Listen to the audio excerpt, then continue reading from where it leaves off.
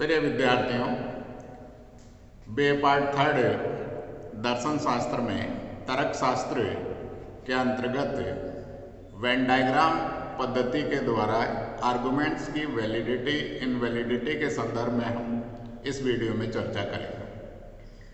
When आरेख पद्धति जो जॉर्ज बूल के द्वारा प्रारंभ की गई है, उसके अंतर्गत हम निरपेक्ष न्याय वाक्य जो हमारे हैं मानक आकार के ए है, ई है, आई है और इनके द्वारा जो आर्गुमेंट बनता है, जिनकी चर्चा हमने की थी कि 256 अवस्थाएं बनती है, उन आर्गुमेंट्स की वैलिडिटी की बात हम करेंगे कि डायग्राम के द्वारा या वेन रेखा चित्र पद्धति के द्वारा आर्गुमेंट वैलिड कब होता है, इनवैलिड कब होता है। वैलिडिटी के मापदंड हमने आपको पिछले वीडियो में भी बताया था कि आर्गुमेंट वैलिड कब होता है और इनवैलिड कब होता है। जब हम रेखांकन करेंगे तो रेखांकन करने के दो तरीके बताए गए थे कि जो सर्वव्यापी या सामान्य तर्क वाक्य होते हैं, तो उनका रेखांकन करने के लिए डायग्राम में हम तिरछी रेखा का प्रयोग करते हैं। अंशव्यापी या विशेष जो तर्क वाक्य होते हैं, उनका रेखांकन जब डायग्राम में किया जाता है तो क्रॉस का प्रतीक जो है लगाया जाता है, क्रॉस का प्रतीक। सामान्य तर्क वाक्यों में हम तिरछी रेखा का प्रयोग करेंगे शेडेड करने के लिए या रेखांकन करने के लिए।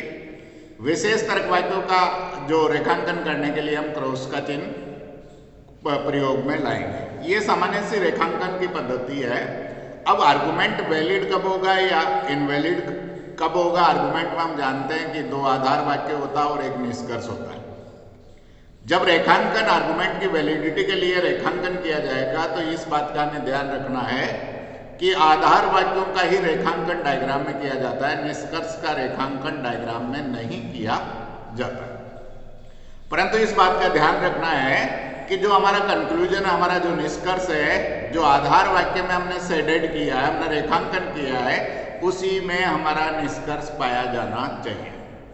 यदि हमारा निष्कर्ष जो है उसमें नहीं होता है तो हमारा आर्गुमेंट जो है इनवैलिड, अवैध होगा, क्योंकि निष्कर्ष का जो निगमन होता है वो आधार वाक्य से होता है। आधार वाक्य से निष्कर्ष का निगमन नहीं होगा तो हम लिखेंगे कि आर्गुमेंट इनवैलिड है, क्योंकि आधार वाक्यों से निष्कर्ष का निगमन नहीं हो रहा है।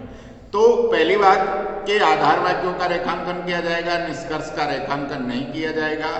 और निष्कर्ष जो हमारा है वो आधार वाक्यों के रेखांकन में ही पाया जाना चाहिए। यदि वहां पर नहीं पाया जाता तो हमारा आर्गुमेंट इनवैलिड हो जाएगा। दूसरी बात कि सर्वव्यापी तर्क वाक्यों का जो रेखांकन किया जा रहा है वो तिरछी रेखा के माध्यम से किया जा रहा है। एक बार एक आधार वाक्य के द्वारा हम जो है तिरछी रेखा के प्रयोग के द्वारा रेखांकन करेंगे, दूसरे आधार वाक्य के द्वारा पुनः जो हम रेखांकन करेंगे, इसमें किसी प्रकार का विरोधाभास नहीं होना चाहिए। विरोधाभास का तात्पर्य कि जिस क्षेत्र को हमने तिरछी रेखा के द्वारा खाली दिखा दिया गया, चाहे वो दो पार्ट्स में से एक पार्ट को दिखा दिया गया, तो जिस क्षेत्र को हम रेखांकन में खाली दिखा दिया, दूसरे आधार वाक्य के द्वारा उसके से किसी भी एक भी क्षेत्र को दोबारा खाली नहीं दिखाया जा सकता, अर्थात दोबारा तिरछी रेखा का प्रयोग नहीं किया जा सकता। यदि इसका उल्लंघन होता है या हमें ऐसा करना पड़ता है दूसरे आधार वाक्य के द्वारा कि जिसे हम पहले आधार वाक्य से खाली दिखा दिए थे, उसे दोबारा जो है खाली दिखाना पड़ रहा है, तो ये आर्गुमेंट में विरोधाभास की स्थिति हो जाती है कि जिस क्षेत्र को हमने खाली दिखा दिया, दूसरे आधार वाक्य के द्वारा खाली कैसे दिखाया जा सकता है। तो उसके लिए हम क्या करेंगे, चूंकि आधार वाक्य कह रहा है तो हमें दिखाना तो पड़ेगा, तो हम क्या करेंगे, तिरछी रेखा की जगह सीधी रेखा का प्रयोग करेंगे। और ये सीधी रेखा जो है तिरछी रेखा के ऊपर खींची जाएगी तो ये जालीनुमा बन जाएगा। ये आर्गुमेंट की इनवैलिडिटी को सिद्ध करता है कि आर्गुमेंट में यदि किसी प्रकार का विरोधाभास का तात्पर्य क्या हुआ, जिस क्षेत्र को हमने खाली दिखा दिया दोबारा खाली दिखाना पड़ेगा तो विरोधाभास हो जाएगा। तो उसमें यदि विरोधाभास उत्पन्न हो रहा है तो हमारा आर्गुमेंट इनवैलिड हो जाएगा, और हमारा आर्गुमेंट जो है इनवैलिड का मुख्य कारण विरोधाभास है। दूसरी स्थिति कि किसी भी प्रकार का कोई विरोधाभास नहीं हो रहा और रेखांकन में हमारा निष्कर्ष भी मिल रहा है, तो हमारा आर्गुमेंट वैलिड आर्गुमेंट होगा। ये तो सामान्य तर्क वाक्य की स्थिति, सामान्य जो हमारे जो आर्गुमेंट है उसके अंतर्गत सामान्य वाक्य आएंगे, उसकी स्थिति है। अंशव्यापी या विशेष तर्क वाक्य के संदर्भ में यदि हम चर्चा करेंगे तो अंशव्यापी या विशेष तर्क वाक्य में हम किसका प्रयोग करेंगे? क्रॉस का चिन्ह लगाएंगे। क्रॉस जो है उसका चिन्ह लगाएंगे। तो अंशव्यापी तर्क वाक्य के अंतर्गत जो है जब भी हम रेखांकन करेंगे तो हमें इस बात का ध्यान रखना चाहिए कि रेखांकन कहाँ किया जाएगा? जहां पर पहले से कोई क्षेत्र को शेडेड नहीं किया गया, रेखांकन नहीं किया गया, क्योंकि एक बार जिसका रेखांकन हो गया उस क्षेत्र में दोबारा रेखांकन नहीं होता है। अर्थात तिरछी रेखा का सामान्य तर्क वाक्य के द्वारा रेखांकन कर दिया गया तो वहां क्रॉस का चिन्ह नहीं लगाया जा सकता। जिस क्षेत्र को हमने खाली घोषित कर दिया है उसमें मेंबर को हम नहीं दिखा सकते। तो मेंबर कहाँ दिखाया जा सकता है? जहां खाली क्षेत्र घोषित नहीं हुआ। अब मेंबर वहीं हो सकता है कि मेंबर सपोज करो कि हमारे दो स्थानों पर आ रहा है, जैसे यहाँ मेंबर है, यहाँ भी मेंबर रह सकता है और यहाँ भी। यदि इस क्षेत्र को खाली दिखा दिया गया है तिरछी रेखा के माध्यम से तो यहाँ मेंबर नहीं रहेगा, क्योंकि यह क्षेत्र खाली हो गया। तो मेंबर कहाँ रहेगा? ये जो शेष बचा है वहीं पर रहेगा। सपोज करो कि किसी आधार वाक्य के द्वारा इसको खाली नहीं दिखाया गया है, यहाँ भी खाली नहीं है और यहाँ भी खाली नहीं है, अर्थात हमारा जो मेंबर आएगा वो यहाँ भी आ सकता है और यहाँ भी आ सकता है। ऐसी स्थिति में हम कैसे निर्धारित करें कि हमारा मेंबर यहाँ रहेगा या यहाँ रहेगा? तो यह जो है विरोधाभास की स्थिति होगी और ऐसी स्थिति जब आएगी तो दोनों के बीच में हम क्रॉस का प्रयोग करेंगे जो आर्गुमेंट की इनवैलिडिटी को सिद्ध करेगा।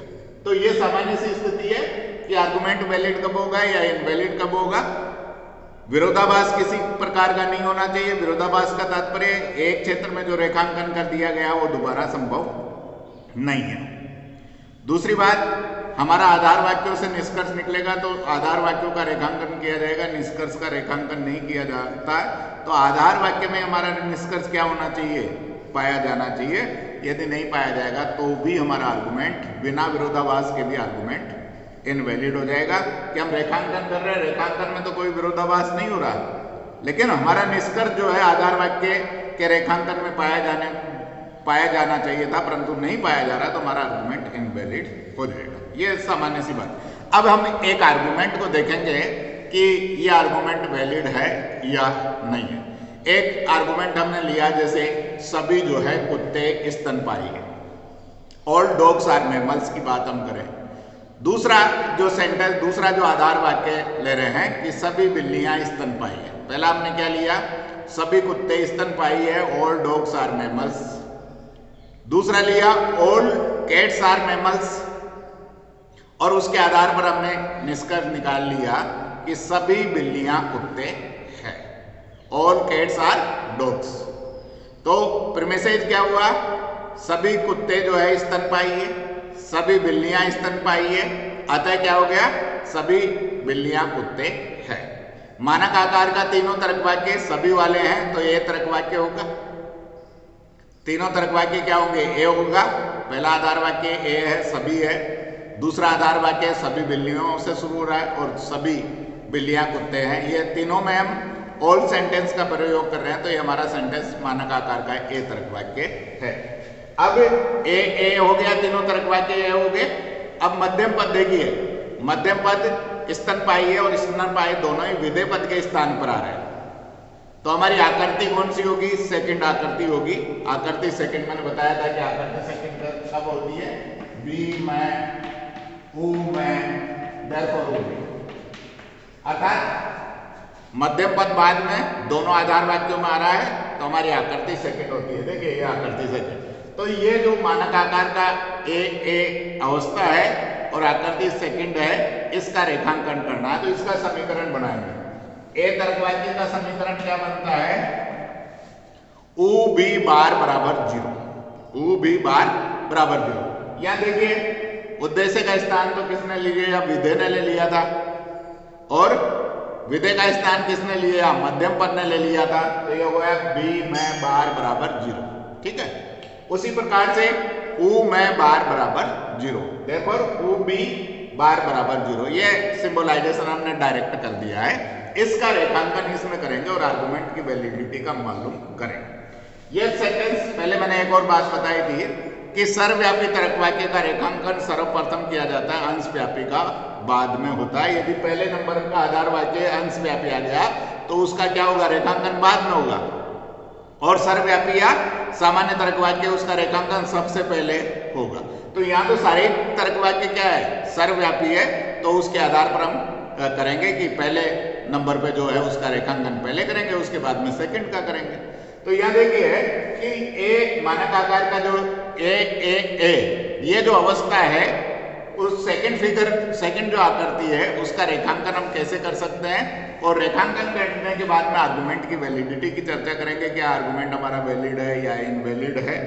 तो सबसे पहले मानक आकार का ए तर्क वाक्य क्या कह रहा है, बी में बार बराबर 0, बी में बार का तात्पर्य यहां पर क्या है, मैं की पूरकता को प्रदर्शित कर रहा है। तात्पर्य क्या है, बी का वह भाग जो मैं नहीं है वो 0 के बराबर है। बी का वह भाग, बी का तात्पर्य विधेय, मैं का तात्पर्य मध्यम पद, बी का वह भाग जो मैं नहीं है वो किसके बराबर है, 0 के बराबर। और 0 को किससे दिखाते हैं, तिरछी रेखा के द्वारा दिखाते हैं। तो देखिए ये बी का भाग है, यहां से लेकर यहां तक बी का भाग है जो मैं नहीं है, क्योंकि मैं कहां से शुरू हो रहा है, यहां से शुरू। तो ये 0 के बराबर है, 0 के बराबर है, तो खाली और खाली को हम किससे दिखाएंगे, तिरछी रेखा के माध्यम से दिखा देंगे। ये तिरछी रेखा की हिंदी हमने, ये देखिए ये लाइनिंग करते हैं हम, तिरछी रेखा का प्रयोग हम करेंगे। ये हो गया पहला प्रीमिसेज हो गया, है ना। सेकंड प्रीमिसेज में क्या करेंगे, दूसरे आधार वाक्य में ये करा है ऊ में बार बराबर 0। इसका तात्पर्य क्या है, उद्देश्य का वह भाग जो मध्यम नहीं है, ऊ का वह भाग जो मैं नहीं है वो 0 के बराबर है। ऊ का कौन सा भाग मैं नहीं है, ये देखिए ऊ कहां से शुरू हो रहा है, यहां से लेकर यहां तक, और मध्यम पद यह है जो नहीं है जिसका निषेध करा है। तो ऊ का वह भाग जो मैं नहीं है, ऊ यहां से शुरू हो रहा है, देखिए मैं नहीं है। इस क्षेत्र को हमने पहले से ही खाली दिखा दिया, किसके कारण, पहले आधार वाक्य के द्वारा कि बी का वह भाग जो मैं नहीं है, बी का भाग यहां तक है इसलिए दिखा दिया, और ऊ का भाग यहां तक है, दोनों है ना। तो इस क्षेत्र को हमने पहले से ही खाली दिखा दिया। ये जो है खाली क्षेत्र है, दूसरा जो क्षेत्र है, तो यहां तक तो इसको दिखा देंगे, खाली दिखा देंगे, तिरछी रेखा का प्रयोग कर देंगे। यह तिरछी रेखा होगी, ठीक है, तिरछी रेखा का प्रयोग कर। इस क्षेत्र को हमने पहले से ही खाली दिखा दिया, लेकिन दोबारा दिखाना पड़ रहा है क्योंकि ऊ का भाग यहां तक है जो मैं नहीं है। तो हम सीधी रेखा का प्रयोग करेंगे, यह सीधी रेखा देखिए, यह सीधी रेखा हो गई, हाँ यह सीधी रेखा हो गई। तो ये क्या बन गया, आपका जालीनुमा बन गया। जिस क्षेत्र को हमने पहले आधार वाक्य के द्वारा खाली दिखा दिया था, दूसरे आधार वाक्य के द्वारा पुनः इसे खाली दिखाना पड़ रहा है, जो आर्गुमेंट की इनवैलिडिटी को सिद्ध करता है। इसका तात्पर्य विरोधाभास उत्पन्न हो गया कि हमने एक क्षेत्र को खाली दिखा दिया, पुनः दूसरे आधार वाक्य के द्वारा उसको खाली दिखाना पड़ रहा है। इस ऐसी स्थिति में हमारा आर्गुमेंट क्या हो जाएगा, अवैध हो जाएगा, अवैध आर्गुमेंट हो गया।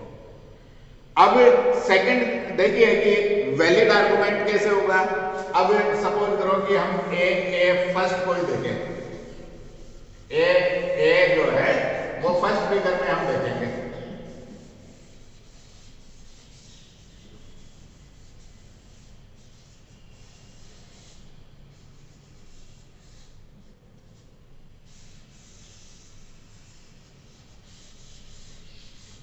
ए फर्स्ट फिगर कर दो इसको, ये फर्स्ट फिगर हो गया।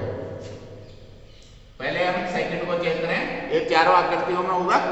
फर्स्ट फिगर में देखेंगे तो फर्स्ट फिगर में कैसे हो जाएगा, मध्यम पद पहले आ जाएगा और विधेय पद बाद में चले जाएगा। यह मध्यम पद आ गया और यह विधेय पद, यह मध्यम पद पहले हो गया और यह बाद में चले गया। अब इसको चेक करते हैं, देखिए ये क्या कह रहा है, मैं का वह भाग जो v नहीं है वो 0 के बराबर है। मैं का कौन सा भाग v नहीं है, ये देखो ये भाग मैं का है जो v नहीं है, ये खाली है, खाली है तो इसको क्या करेंगे, खाली दिखाने के लिए तिरछी रेखा का प्रयोग कर देंगे। ये जो तिरछी रेखा जो है आप खींच सकते हो, ये हो गया। सेकंड प्रीमिसेस में देखिए ऊ का वह भाग जो मैं नहीं है, ऊ का कौन सा भाग में नहीं है? ये ऊ का भाग है जो मैं नहीं है, ये 0 के बराबर है, तो इसको भी हम खाली दिखा रहे हैं। आराम से तिरछी रेखा का प्रयोग हम करें। ठीक है, अब देखिए ये रेखांकन में कोई विरोधाभास नहीं हुआ। पहले वाले में तो रेखांकन में विरोधाभास हुआ कि एक क्षेत्र को हमने खाली दिखा दिया था, दूसरे आधार वाक्य के द्वारा पुनः खाली दिखाना पड़ रहा था, परंतु इस आधार वाक्य में किसी प्रकार का विरोधाभास नहीं हुआ, इसलिए हमारा आर्गुमेंट क्या वैलिड होना चाहिए। लेकिन इस बात का ध्यान रखें कि हमारा निष्कर्ष का रेखांकन इसमें है या नहीं, वो भी हमें चेक कर लेना चाहिए। तो ये देखिए ऊ का वह भाग जो V नहीं है, ऊ का कौन सा भाग है? V। ऊ का कौन सा भाग है जो V नहीं है? ऊ का वह भाग V, ये देखिए यहां तक ऊ का भाग है जो V नहीं है। किसके बराबर है? 0 के बराबर। 0 का बराबर है, इसका तात्पर्य खाली है, और खाली है तो हमने इसको खाली दिखा दिया। तिरछी रेखा के द्वारा हम क्या दिखा रहे हैं? खाली दिखा रहे हैं। तो आर्गुमेंट में हमारा क्या हो रहा है? निष्कर्ष वही मिल रहा है, आधार वाक्यों में मिल रहा है। किसी प्रकार का कोई विरोधाभास नहीं हो रहा है रेखांकन में कि जिस क्षेत्र को हमने खाली दिखाया पुनः दूसरे आधार वाक्य के द्वारा उसके किसी एक भाग को खाली दिखा रहे हैं। यदि खाली दिखाएंगे तो क्या होगा? सीधी रेखा का प्रयोग करेंगे तो एक जालीनुमा बन जाएगा। वो स्थिति इसमें नहीं आई जैसे पहले वाले आर्गुमेंट में आई थी।